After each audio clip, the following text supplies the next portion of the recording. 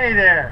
We're 50 miles out in the Atlantic Ocean off the coast of Ocean City, Maryland today to test out some different depth finder technology for boats.com.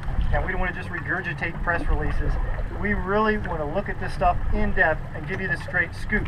So we brought all 5 of these units out here. We have some of the newer technologies, some more traditional fish finders, and we're testing them all out to see how they operate. This is the deep water part of our experiment, and we'll also do some in shallower waters. We've got all our units lined up on our test board.